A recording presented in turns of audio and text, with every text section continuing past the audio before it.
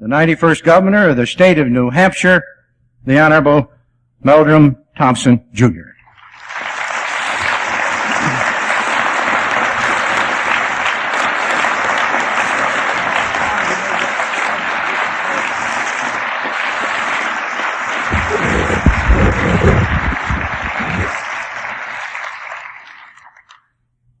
Mr. Armour, Mr. Welch, ladies and gentlemen, I have just passed to Mr. Armour a note from Mr. Welch saying that I have 30 minutes, not 20.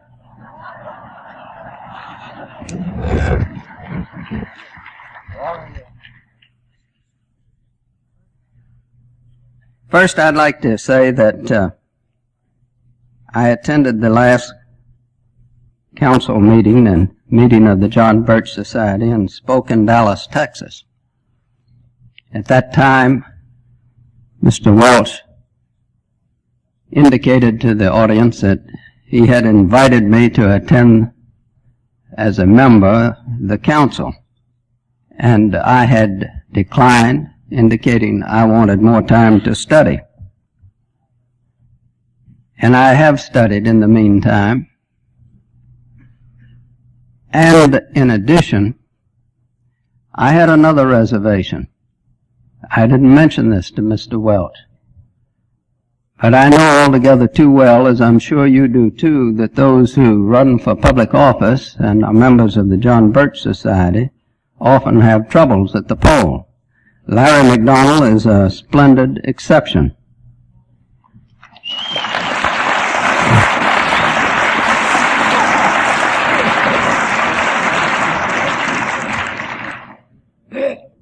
And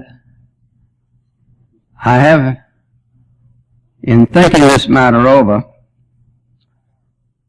was thinking about Jimmy Carter being a member of the Trilateral Commission, Mondale being a member, Vance being a member, Blumenthal being a member, and I have decided that if the invitation is still open, Mr. Welch, that perhaps the John Birch Society could use a governor, albeit he is an ex-governor, as a member.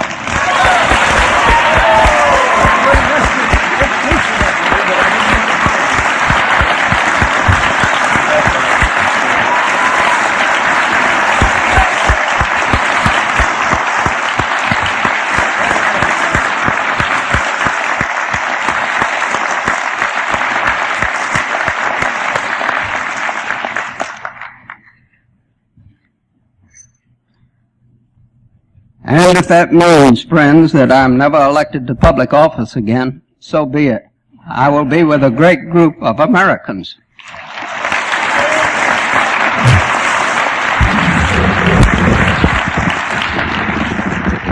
The tragedy of Taiwan that unfolds before our eyes today must provoke in every patriotic American a number of poignant emotions.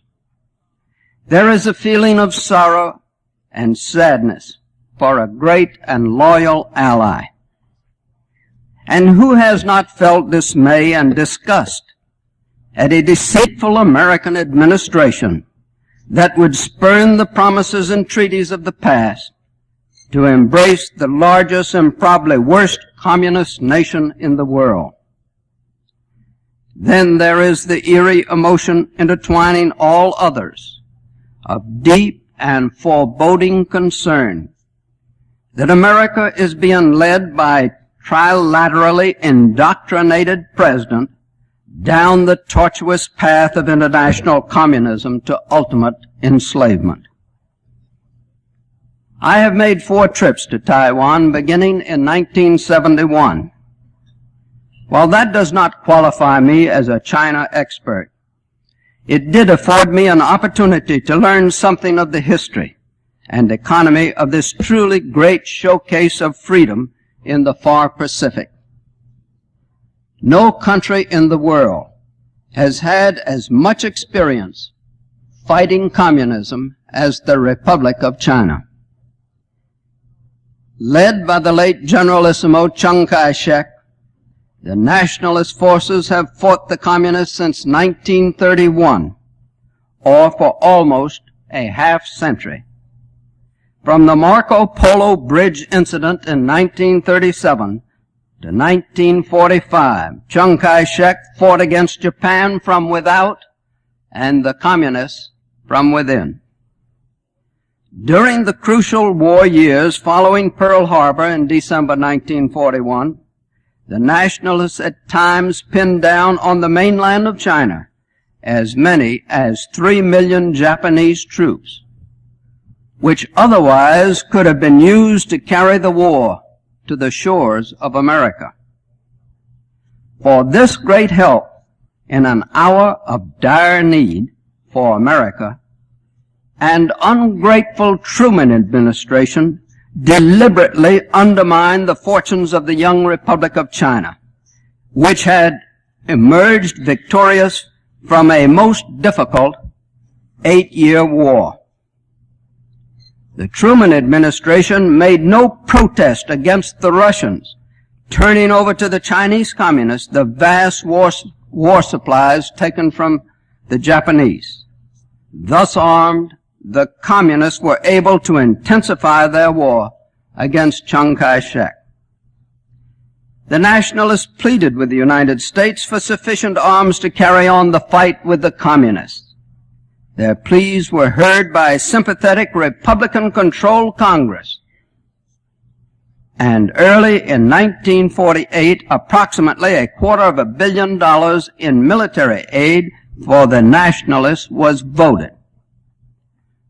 Unfortunately, the devious George C. Marshall, then Secretary of State, who was once described by Senator Jenner as a man whose whole life had been a living lie, was able to prevent the shipment of so much as a dime's worth of military aid to Chiang Kai-shek.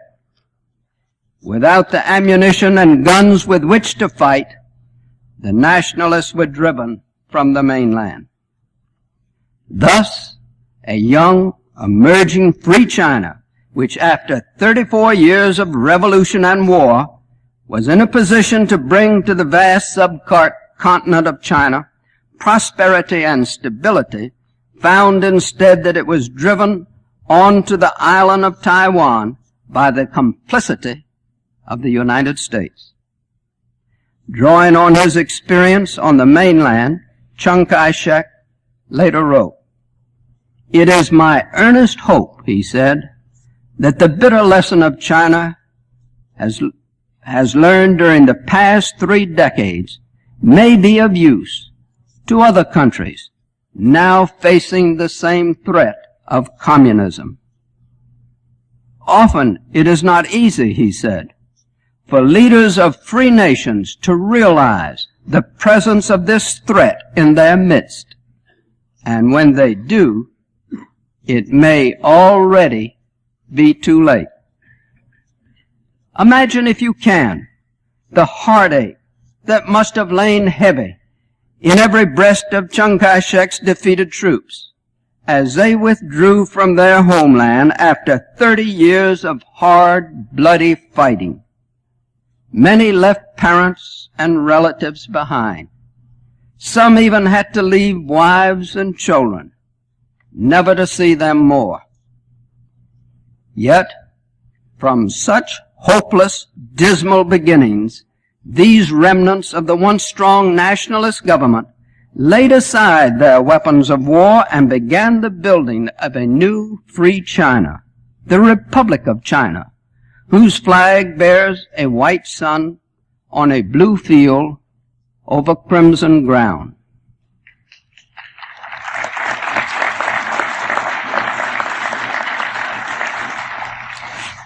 Beginning life anew in Taiwan was not easy.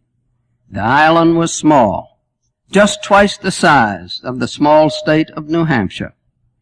Its natural resources were limited, its arable land scarce, its agriculture primitive, and its economy poor. Yet this tiny island had to sustain a population of 13 million that has now grown to more than 17 million. In just 30 years, the highly imaginative and industrious people of Taiwan, working under a freely instituted government of their own choice, performed a unique industrial miracle. The agriculture of the people of Taiwan is one of the finest in the world. Although tillable land is in short supply, the government encouraged successful land reform that put good land in the hand of the tillers, and then proceeded to teach the farmers how to irrigate, fertilize, use insecticides, and pool resources in cooperative ways. Today, Taiwan exports rice, is the world's largest producer of mushrooms, and one of the largest producers of pineapples and melons. It has become an enchanted garden of great value, raising in some places 3 bumper crops a year. Like a rare, good neighbor, the government many years ago began a program of teaching the people of underdeveloped nations how to raise successful crops. Over the years, they have sent their agricultural experts to nations around the world, to the Near East, Africa, and Central and South America. Their performances in other areas are equally dramatic. There are more than 100 colleges and universities in Taiwan. Public education is compulsory through the 9th grade.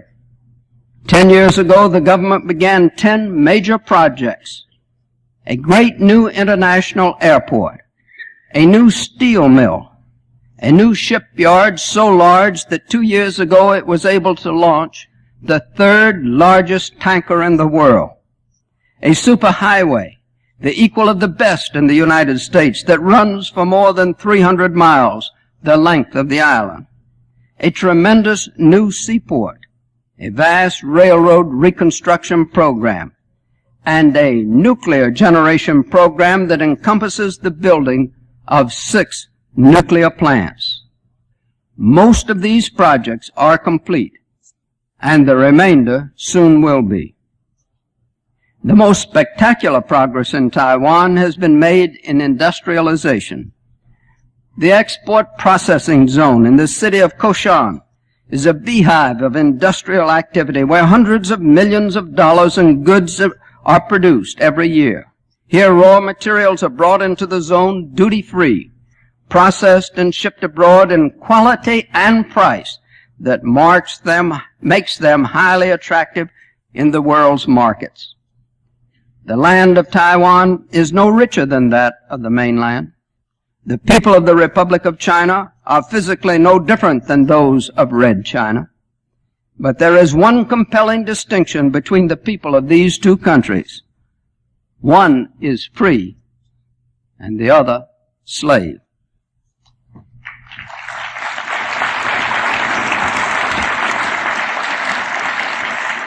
Their economic systems are quite different also. One operates a free enterprise economy, and the other by government controls. And this basic distinction of freedom accounts for superiority of life on Taiwan compared to that on the mainland. For example, Taiwan has the 2nd highest literacy in the Pacific area, second only to Japan. The per capita income in Taiwan is $1,500. In Red China, it is $330. In 1978, two-way trade between Taiwan and the United States amounted to $7.5 billion. Two-way trade between Red China and the United States for the same period was slightly less than $1 billion. To appreciate the enormity of the trade gap between these two countries, we must bear in mind that Taiwan has less than 18 million people compared to about 900 million in Red China. The average wage in Red China is $25 per month. In Taiwan, the average wage is slightly more than $100 per month. Thus, we can see what dramatic growth can be achieved under free institutions. A small but very significant indication of the kind of pride and honor of the people of the Republic of China can be seen in the fact that Taiwan, in 1965, voluntarily asked the United States to discontinue its foreign aid to the island republic.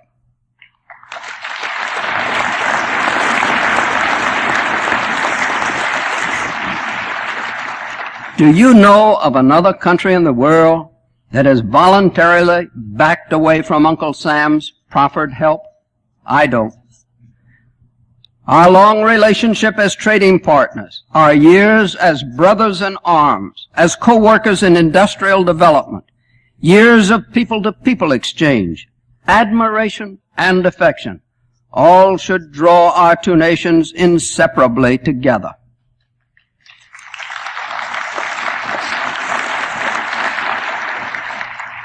We basically believe in human rights, and incidentally did it long before there was a Jimmy Carter, and respect them. So too do the people of Taiwan.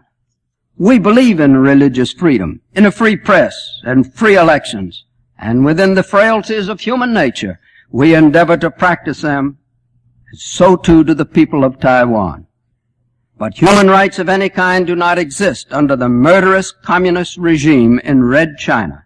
In fact, in the name of revolution and communism, it is estimated that more than 60 million persons have lost their lives in Red China in the last 50 years. We cannot speak of communism and Chinese culture in the same breath. They are at opposite poles, as foreign to each other as Genghis Khan and his murdering Mongol hordes of 800 years ago were to the Chinese of that day. Chiang Kai-shek tells us that the Chinese Communist Party is not indigenous to China. It is, he says, an outgrowth of Soviet Russia.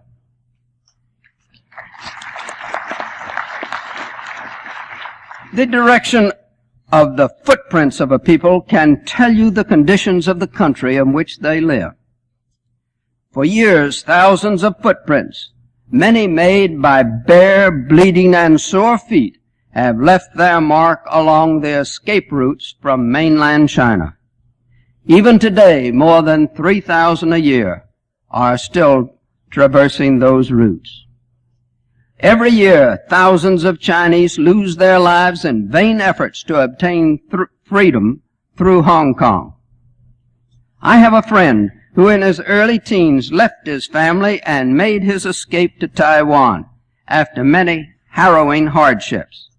He is now a successful career officer in the Foreign Service of the Republic of China. One of the most dramatic escapes from the mainland was made by the ex-MiG pilot Fan Yan, July 7, 1977. Fan, at age 41, was a Chinese Communist squadron leader. His squadron was transferred to Fujian province, which lies across the Taiwan Straits from Quemoy. While flying his MiG-19 at the head of his squadron on the afternoon of July 7th, he peeled out of formation and flew full throttle toward Tainan Air Base in southern Taiwan with some of his squadron members in hot pursuit. Fan was the fifth pilot to defect to Taiwan in 17 years. For 20 years he had been a Communist Party member.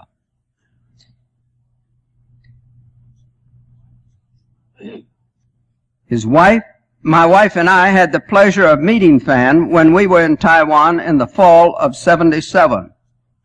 And incidentally, an apple is a prized possession in Taiwan. We took a bag of apples to Fan, and you should have seen the expression that lighted up on his face.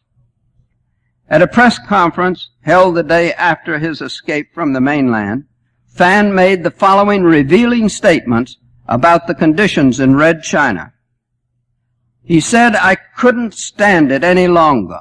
Life on the mainland is terrible. I came because there is no freedom under the communists. The peasants there have little to eat and little to wear.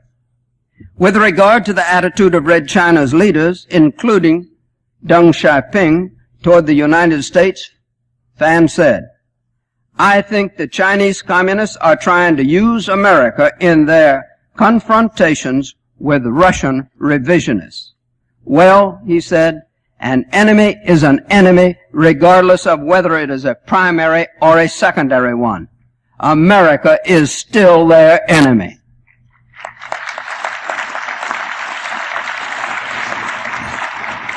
When asked how the Red leaders explained the visits of Kissinger and Nixon, Fan said that the official line in Peking was that Nixon had come with a white flag. Fan also said that the people on the mainland were told that Japan had acted as the leading goat in opening relations with Red China and that Britain had played that role for Europe. It is significant that a year and a half before Carter recognized Red China, Fan said in his first press conference after landing in Taiwan that the Peking regime eventually will try to liberate Taiwan by force, but only after the United States establishes diplomatic relations with Peking. That moment will come, he said, when the communists, strengthened by their U.S. ties, can deploy troops from the Soviet border to the coast opposite Taiwan and pose an invasion threat. Fan was naturally fearful that reprisals would be made against his wife and 3 children. He asked Secretary of State Cyrus Vance to appeal to Peking on their behalf, but he has never heard a word from the Secretary. A good case can be made that on 2 different occasions, America stabbed in the back one of its most friendly, helpful, and trustworthy allies, the Republic of China. In large measure, we were responsible for the defeat of Chiang Kai-shek on the mainland in 1949. Some 20 years later, after the election of Richard Nixon as president, we again began a deliberate and secret undermining of the Republic of China while pretending before the world that we were a firm friend and ally of Taiwan. First, there was the visit of the U.S. ping-pong team to Red China in April of 1971. This was followed by Nixon easing the U.S. trade embargo against Peking. Next, in quick succession, a Nixon study group headed by former UN Ambassador Henry Cabot Lodge urged that Red China be admitted to the United Nations, but said that the continued membership of nationalist China was imperative. Our perfidious and ignominious course of desertion of Taiwan covertly continued on October 25, 1971, when the United Nations adopted the Albanian resolution to seat Mao Zedong's communists and oust Chiang Kai-shek's nationalists. Where were the voices of protest against this recognition of Red China?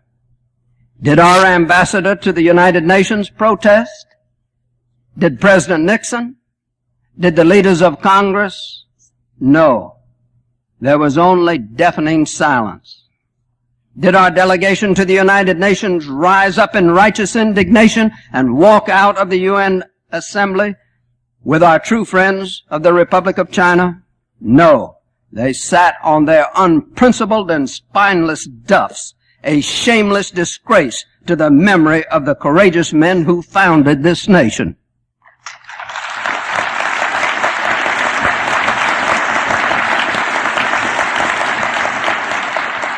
Next came the white flag visit of Nixon to Peking in February of 1972. And thus the unfolding of our faithless and treacherous dealings with the Republic of China continued through the administrations of Ford and Carter until now the very existence of that far Pacific showcase of freedom rests tenuously in our soiled hands.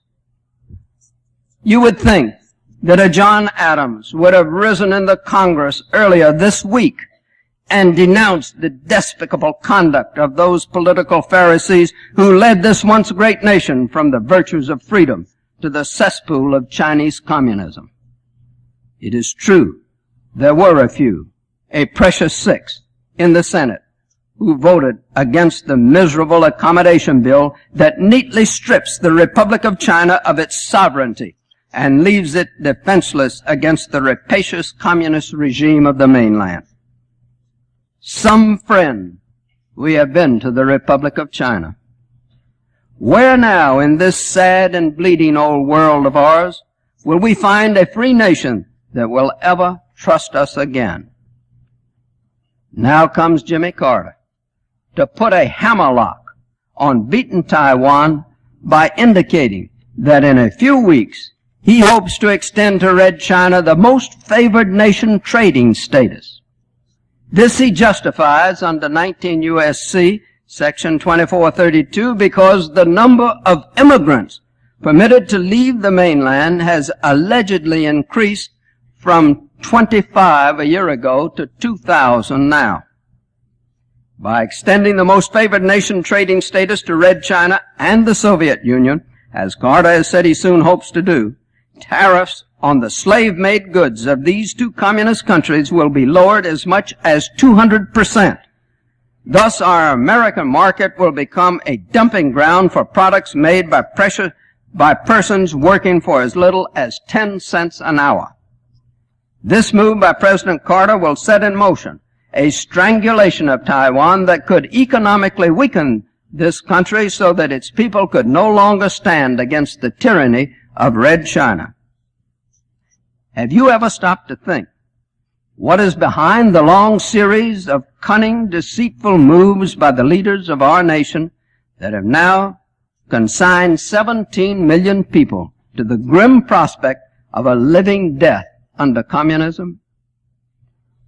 I may not have the answer, but I'll tell you what I believe. I think America has been misled by two powerful forces, namely lust for power by politicians and greed for profits by businessmen.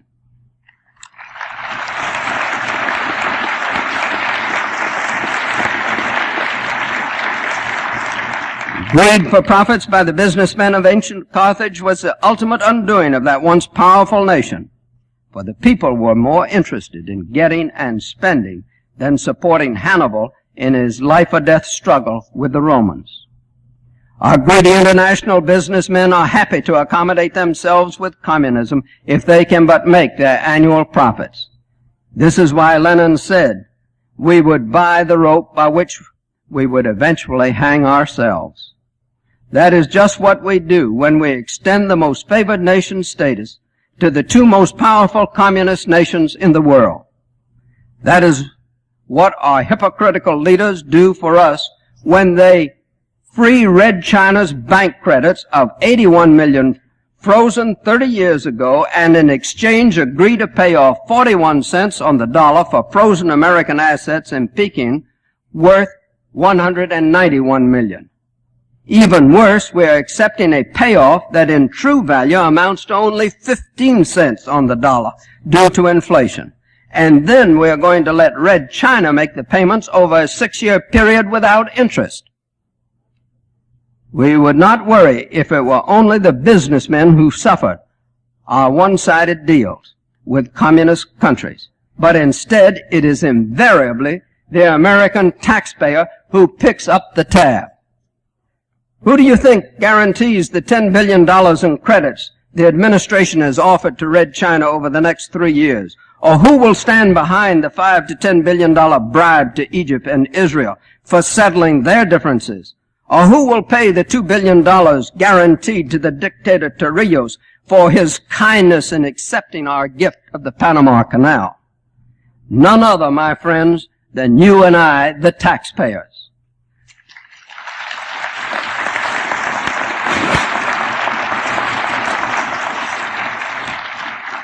We cannot contemplate the long and dishonorable train of events which have thus crushed the once happy and friendly nation, the Republic of China, without realizing that this was not a series of coincidences. No, This was a carefully contrived and skillfully executed conspiracy involving many high and low-ranking American officials.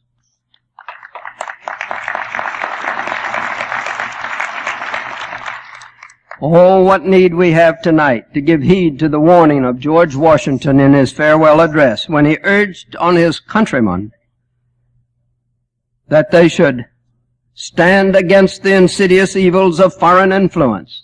The jealousy of a free people ought to be constantly awake, since history and experience prove that foreign influence is one of the most baneful foes of Republican government. Washington also cautioned that in public as well as private affairs, honesty is always the best policy.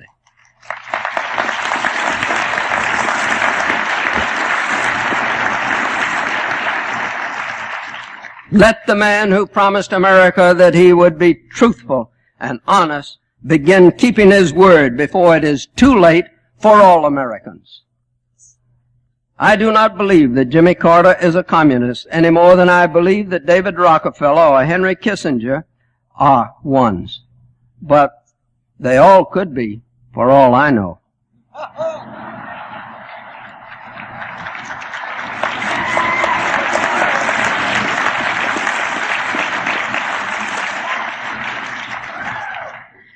But when you consider what this administration has done to Rhodesia, South Africa, and Iran, that it gave our valuable and vital Panama Canal to a communist dictator, recognized the murderous Red China regime, and reduced our true ally, Free China, to a diplomatic cipher, we must conclude that Jimmy Carter has done more to advance international communism than any man in the world since Joseph Stalin.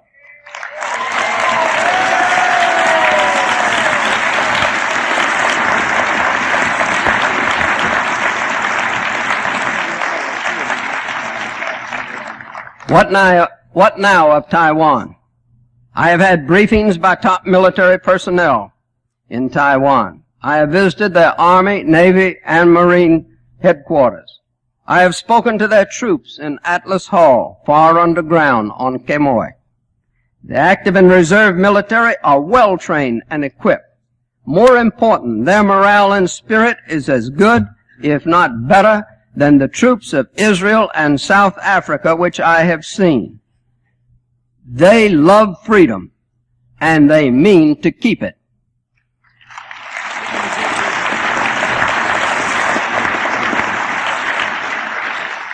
Even with its superior fleet of submarines, Red China will not be able, in my judgment, to defeat Free China within the next few years. Only with the continued conniving of the Carter administration could Free China be destroyed eventually. We can change all of this, friends, in 1980, and once again cast the beam of freedom's hope on the troubled waters of the world. To do this, we must drive from the seats of power in the White House, Congress, and the State Department all of the foul brood of commie lovers.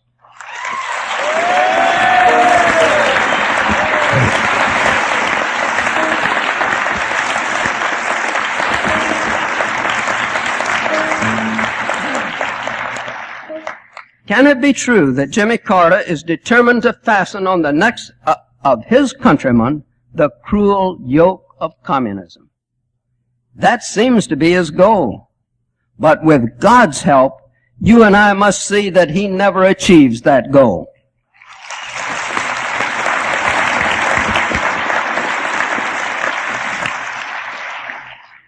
Friends, never since the days of the Revolution have our freedoms been so endangered.